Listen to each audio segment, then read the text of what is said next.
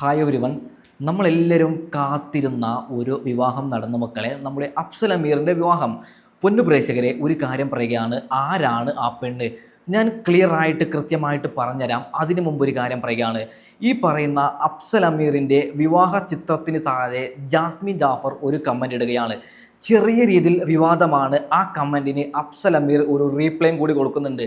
എന്താണ് ജാസ്മിൻ ജാഫർ ഇട്ട കമൻറ്റ്, എന്താണ് അതിന് അഫ്സൽ അമീർ ഇട്ട റീപ്ലൈ, ആ കാര്യം കൂടി നമ്മൾ ഇന്ന് ക്ലിയറായി ചർച്ച ചെയ്യുന്നുണ്ട്. അതിനുശേഷം സാധാരണക്കാരായ പ്രേക്ഷകർ ആ കമൻറ്റിന് റീപ്ലൈ അതായത് ആ കമൻറ്റിന് റീപ്ലൈ കൊടുത്തിട്ട് ഒന്ന് രണ്ട് കാര്യങ്ങൾ പറയുന്നുണ്ട്. അത് നമുക്ക് ക്ലിയർ ആയിട്ട് ചർച്ച ചെയ്യാം. ആദ്യം നമുക്ക് ആരാണ് അഫ്സൽ അമീർ? പൊന്നു പ്രേക്ഷകരെ, ഒരു കാര്യം പറയുകയാണ്, അഫ്സൽ അമീറിനെ കണ്ട് നമ്മൾ സാധാരണക്കാരായ ജനങ്ങൾ പഠിക്കണം. എന്തിനെന്നല്ലേ, ഇപ്പോൾ കുറേ നിരന്തരമായി ഞാൻ നിങ്ങളും കാണുന്ന ഒരു വാർത്തയാണ്. അതായത് ലവ് ബ്രേക്ക് ആയി കഴിഞ്ഞാൽ, പെണ്ണ് ആണിനെ ചതിച്ചാൽ അല്ലെങ്കിൽ ആണ് പെണ്ണിനെ ചതിച്ചാൽ ഒന്നും ചിന്തിക്കാതെ ആത്മഹത്യ ചെയ്യുന്ന എത്ര പെൺകുട്ടികളെയും എത്ര ആൺകുട്ടികളെയുമാണ് ഞാൻ നിങ്ങൾ കാണുന്നത്. അവർക്ക് എല്ലാവർക്കുമുള്ള ഒരു സന്ദേശമാണ്, ഒരു ജീവിതമാർഗമാണ് നമ്മുടെ അഫ്സൽ അമീർ എന്ന് കാണിച്ചു തരുന്നത്.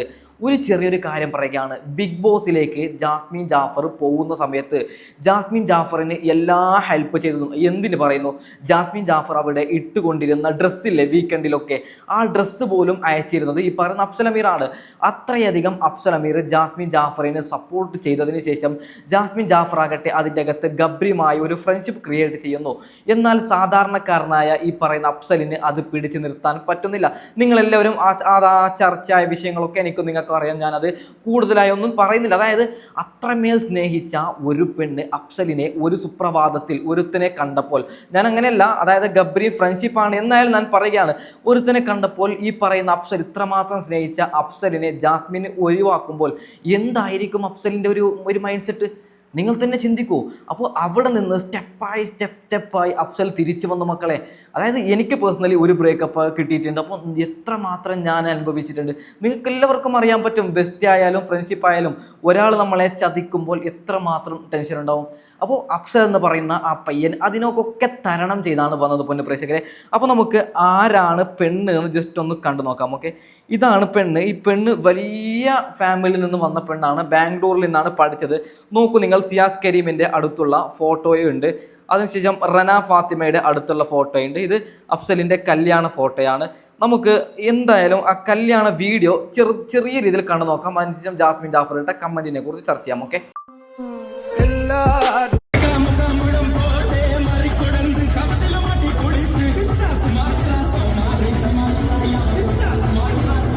കണ്ടല്ലോ നിങ്ങൾ, നല്ല ആർഭാടമായ കല്യാണമാണ്. ഒരു വീഡിയോ ക്ലിപ്പും കൂടി നിങ്ങൾ പ്ലേ ചെയ്യണം. ആരാണ് അഫ്സൽ അമീർ? അതായത് ഈ കാണുന്ന, അതായത് ഇപ്പോൾ ലവ് ബ്രേക്ക് ആയവരുണ്ടാവും, ഇങ്ങനെ കുറേ ടെൻഷൻ പിടിച്ചിരിക്കുന്നവരുണ്ടാവും, അവരൊക്കെ കാണണം. ഒരു വർഷം മുമ്പ് അഫ്സൽ അമീർ പറഞ്ഞ ചെറിയൊരു വീഡിയോ ക്ലിപ്പ്. ഓക്കെ, കാണിക്കുന്ന പലതും എനിക്ക് കോപ്പി പേസ്റ്റ് ആയിട്ടാണ് തോന്നുന്നത്. ആ പുള്ളിയുടെ അടുത്ത് അല്ലെങ്കിൽ ആ ഗബ്രിയുടെ അടുത്ത് കാണിക്കുന്ന പല കാര്യങ്ങളും എനിക്ക് ഈ കോപ്പി പേസ്റ്റ് എൻ്റെ അടുത്ത് കാണിച്ച സെയിം സാധനങ്ങൾ അവിടെ കാണിക്കുന്നു എന്നുള്ളൊരു സംഭവമാണ് എനിക്ക് അവിടെ കണ്ടത്. ഇത് കണ്ടുകൊണ്ട് എനിക്ക് നിൽക്കാൻ പറ്റുന്നില്ല. കല്യാണം കഴിക്കുകയോ എന്ത് വേണോ ചെയ്തുകൊണ്ട് പോട്ടെ, ഒരു പ്രശ്നമില്ല. വേറെ ആരെ വേണോ എന്തോ കല്യാണം കഴിച്ചോണ്ട് പോട്ടെ, എനിക്കൊരു പ്രശ്നമില്ല. റിലേഷൻഷിപ്പ് ഉണ്ടായി വെച്ചിട്ട് ഇങ്ങനെയൊക്കെ കാണിക്കുമ്പം അത് ന്യായീകരിച്ചുകൊണ്ട് വന്ന് പൊന്നു പ്രേക്ഷകരെ, എന്താ അല്ലേ ഇത് കണ്ടിട്ട് നമ്മൾ പഠിക്കണം. അതായത് എന്തായിരിക്കും അഫ്സലിൻ്റെ ഒരു അവസ്ഥ? ഇപ്പോൾ ഈ കാണുന്ന നിങ്ങൾ ആണാണെങ്കിലും പെണ്ണാണ്, നിങ്ങൾ ഏറ്റവും കൂടുതൽ ഇഷ്ടപ്പെടുന്ന അല്ലെങ്കിൽ നിങ്ങൾ കല്യാണം കഴിക്കുന്ന ഒരാളെ നിങ്ങൾ ബിഗ് ബോസിലേക്ക് അയക്കുന്നു. ചെറിയൊരു എക്സാമ്പിളാണ്. ഓക്കെ, അതായത് ഈ ബിഗ് ബോസിലേക്ക് പോകാനുള്ള എല്ലാ സപ്പോർട്ടും നിങ്ങൾ കൊടുക്കുന്നു. ഇൻ്റർവ്യൂക്ക് പോകാനും മോട്ടീവ് നിങ്ങൾ ചെയ്യുന്നു. അതായത് അവർക്ക് വേണ്ടിയിട്ടുള്ള എല്ലാ ചെലവും നിങ്ങൾ ചെയ്യുന്നു. അതായത് തിരിച്ചു വന്നതിന് ശേഷം എന്നെ വിവാഹം ചെയ്യുമെന്ന വിശ്വാസത്തിൽ നമ്മൾ ഒരാളെ ബിഗ് ബോസിലേക്ക് അയക്കുന്നു. A to Z സപ്പോർട്ട് ചെയ്യുന്നു. അവരുടെ ഷോ എല്ലാ ദിവസവും മിസ്സാവാതെ കാണുന്നു. 24 hours നമ്മൾ ലൈവായിട്ട് ബിഗ് ബോസ് കാണുന്നുണ്ട്. ആ ഒരു സുപ്രഭാതത്തിൽ പൊന്നു പ്രേക്ഷകരെ, ഇങ്ങനത്തെ കാഴ്ച കണ്ടാൽ എന്താവും ഒരു കാമുകന്? അവൻ സഹിക്കോ?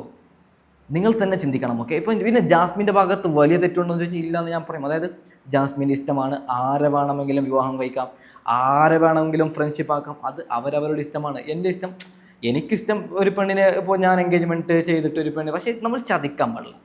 അതാണ്, അതായത് ഒന്നെങ്കിൽ ജാസ്മിന് എൻഗേജ്മെൻറ്റ് ചെയ്യുമ്പോൾ തന്നെ ഞാൻ ബിഗ് ബോസിൽ പോയി വരുന്ന സമയത്ത് എൻഗേജ്മെൻറ്റ് ചെയ്യാം, അങ്ങനെ വല്ലതും പറഞ്ഞു കൂരാമായിരുന്നു.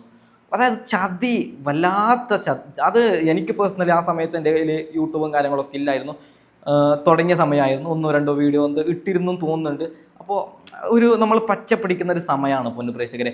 അപ്പോൾ നമുക്ക് ഏതായാലും എന്താണ് ജാസ്മിൻ ജാഫർ ഇട്ട കമൻറ്റ് അത് ജസ്റ്റ് ഒന്ന് വായിച്ചു നോക്കാം. ഓക്കെ, നിങ്ങൾ നോക്കൂ, ഈ പോസ്റ്റിന് താഴെ ജാസ്മിൻ ഇട്ട് കൺഗ്രാജുലേഷൻ 680 ലൈക്കാണ് കിട്ടിയത്. അതിന് അഫ്സലിൻ്റെ മറുപടി ഞാനിപ്പോൾ കാണിച്ചുതരാം. ഒരു കാര്യം പറയുകയാണ്, ഇപ്പോൾ ജാസ്മിൻ്റെ മനസ്സിൻ്റെ ഉള്ളിൻ്റെ ഉള്ളിൽ നമ്മളിപ്പോൾ പരസ്പരം സ്നേഹിച്ചവർക്കറിയാൻ പറ്റും. പരസ്പരം സ്നേഹിച്ചവർ എന്തായാലും, അതായത് എല്ലാ ദിവസവും രാത്രി സമയത്തും പകൽ സമയത്തൊക്കെ കോളിൽ സംസാരിച്ചവർ, പരസ്പരം മനസ്സിലാക്കി സ്നേഹിച്ചവർ, ഈ പറയുന്ന അഫ്സൽ അമീർ തന്നെ പറയുന്നത് അവിടെ ഗബ്രിയെ എങ്ങനെയാണോ ജാസ്മിൻ ചെയ്യുന്നത് അതുപോലെയായിരുന്നു എന്നോട് ചെയ്തത് എന്ന് അഫ്സൽ അമീർ തന്നെ സമ്മതിക്കുന്നു. അപ്പോൾ അത്രമേൽ സ്നേഹിച്ച ഒരു 2 പേര് ഈ പറയുന്ന ജാസ്മിൻ ഈ പോസ്റ്റ് കണ്ടപ്പോൾ ചിലപ്പോൾ ഒരു ചെറിയ രീതിയിലൊരു സാഡ് തോന്നിയിട്ടുണ്ടാവും. എന്തായാലും ഒരു ജാസ്മിൻ ചിന്തിച്ചിട്ടുണ്ടാവും, എന്തിനാണ് ഞാൻ ഇങ്ങനെയൊക്കെ ചെയ്തത്, ഇവനെ തന്നെ ഞാൻ കെട്ടിരുന്നെങ്കിലോ എന്ന് ജാസ്മിൻ ചിന്തിച്ചിട്ടുണ്ടാവും. അങ്ങനെ ആയിട്ടുണ്ടാവും ഒരു പക്ഷേ ജാസ്മിന് കൺഗ്രാജുലേഷൻ എന്ന് പറഞ്ഞ് കമൻറ്റ് ഇട്ടത്. എന്നാൽ അഫ്സൽ അമീർ അതിന് കൊടുക്കുന്ന റീപ്ലൈ, കുറേ പേര് അതായത് അഫ്സൽ അമീറിന് ഒരു തമാശ രൂപത്തിൽ തെറി വിളിക്കുന്നുണ്ട്, എന്തിന് റീപ്ലൈ കൊടുത്തു എന്ന് പറഞ്ഞ്.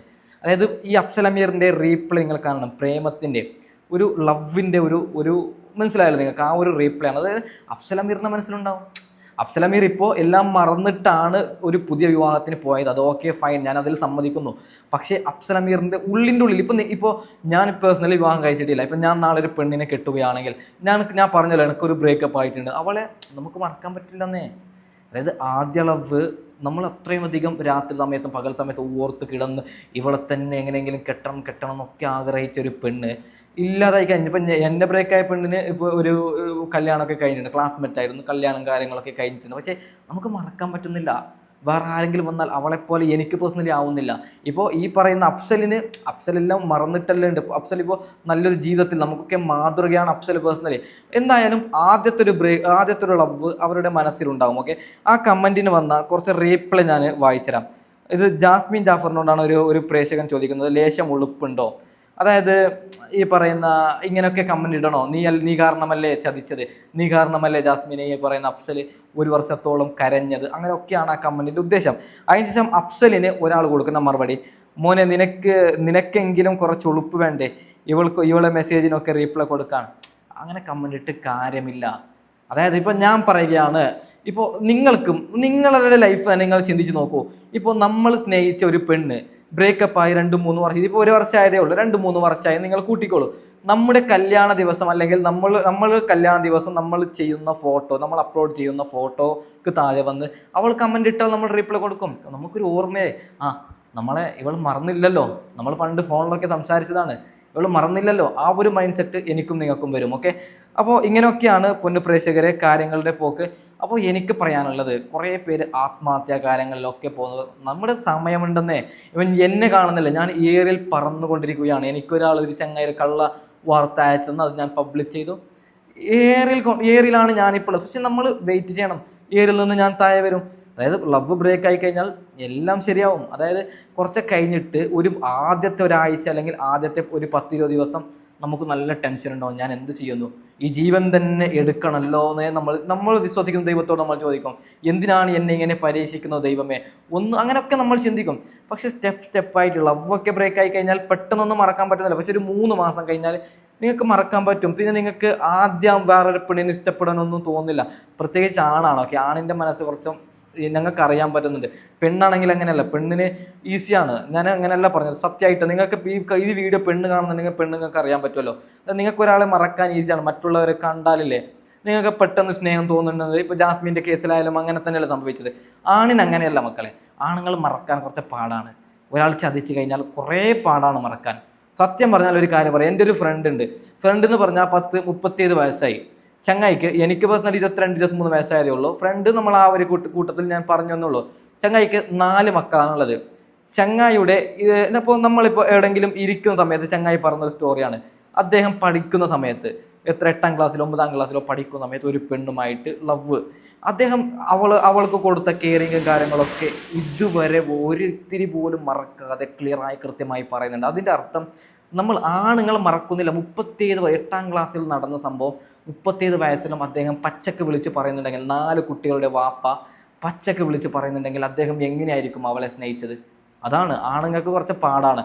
അപ്പോൾ പൊന്നു പ്രേക്ഷകരെ, ആരും ഇങ്ങനെ ചതിക്കാതിരിക്കുക എന്ന് പറഞ്ഞുകൊണ്ട് അഫ്സൽ അമീറെ കൺഗ്രാജുലേഷൻ എന്ന് പറഞ്ഞുകൊണ്ട് ഞാൻ വീഡിയോ വൈൻഡപ്പ് ചെയ്യുന്നു. Okay, by.